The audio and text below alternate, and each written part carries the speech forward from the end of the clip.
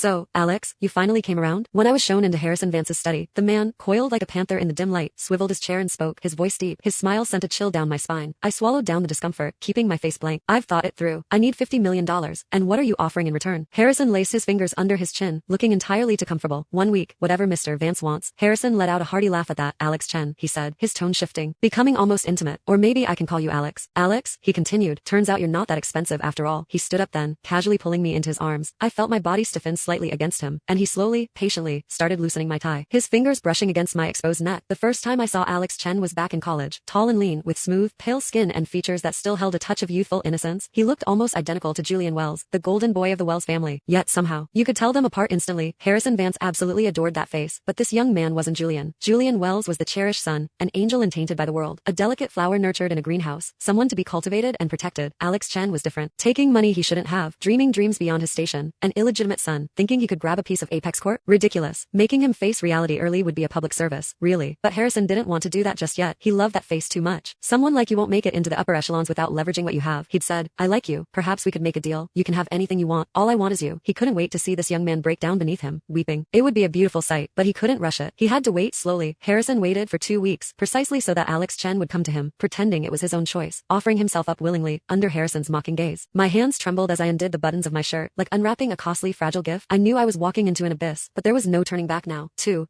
weeks earlier, Harrison Vance had practically handed me a prime piece of real estate. I couldn't fathom why the shrewd Harrison Vance would suddenly back out at the last moment of the bidding war. Since Mr. Chen wants this land so badly, it'll do him the favor. Be the good guy for once, he'd announced. I never associated Harrison Vance with the words good guy, but the documents my assistant provided checked out perfectly. The plot was almost too good to be true. There was an old youth center on it, but it was dilapidated. Relocating it should have been straightforward. There was no logical reason for Harrison to let this juicy prize slip through his fingers and into mine. Sometimes you have to give your rivals a little breathing room. It fosters healthy competition. I look forward to seeing what Mr. Chen accomplishes. Harrison had murmured close to my ear as he left, his tone disturbingly intimate, stirring up unpleasant memories. I had a bad feeling about it all later. I found out exactly what was wrong. My plan was to build a high-end shopping mall, Skyview Plaza, on that land. The architectural designs were commissioned from a world-renowned firm, and leasing negotiations were well underway. Then, out of nowhere, officials showed up, waving evidence that the deed was still held by the Youth Center's trust. Apex Corp had no legal right to begin construction. Adding insult to injury, the situation attracted a swarm of reporters, hounding me, demanding to know why I was so heartless as to try and take away the only home these underprivileged kids had. The mall project collapsed. Back at the office, the loss report was already on my desk. $50 million.